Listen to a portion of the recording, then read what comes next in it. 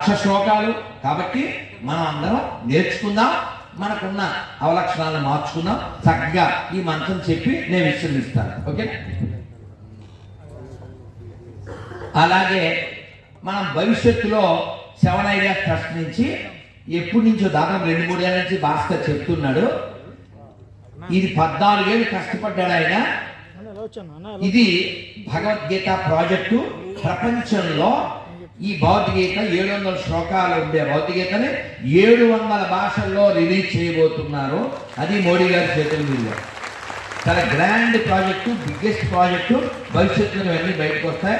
జై జై గీత, భగవద్గీత అన్నారు. జై జై గీత, జై జై గీత. అలాగే నాకు కడుపు నిండిపోయే పని ఇంకోటి భాస్కర్ చెప్పింది.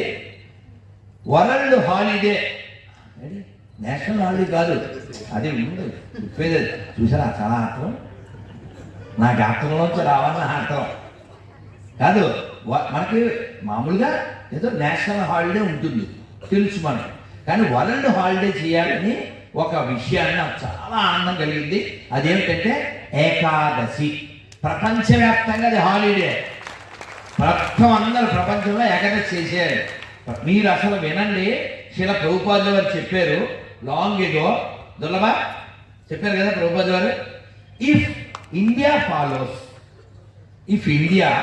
Follow Ekadashi, the whole country, there is no starving of food.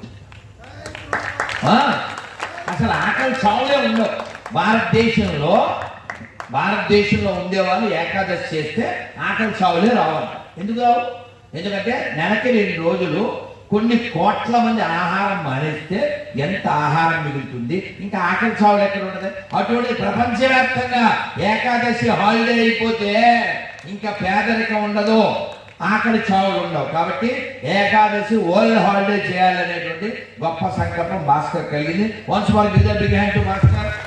ఇలాంటి ఆలోచన చేసినందుకు అది సఫలీకృతం అవ్వాలని శ్రీకృష్ణ పరమాత్మని కోరుకుంటూ అందరు 2 చేతులు పైకెత్తండి. హరే కృష్ణ. ఎంత బాగున్నాయండి అసలు, అన్ని చేతులు వేస్తే ఆనంద కళాకేంద్రంలో ఆనట్లేదు అసలు.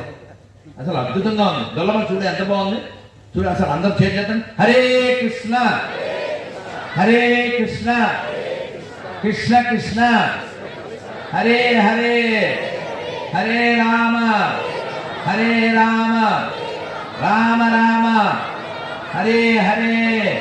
భారత్ మాతా కీ, భారత్ మాతా కీ.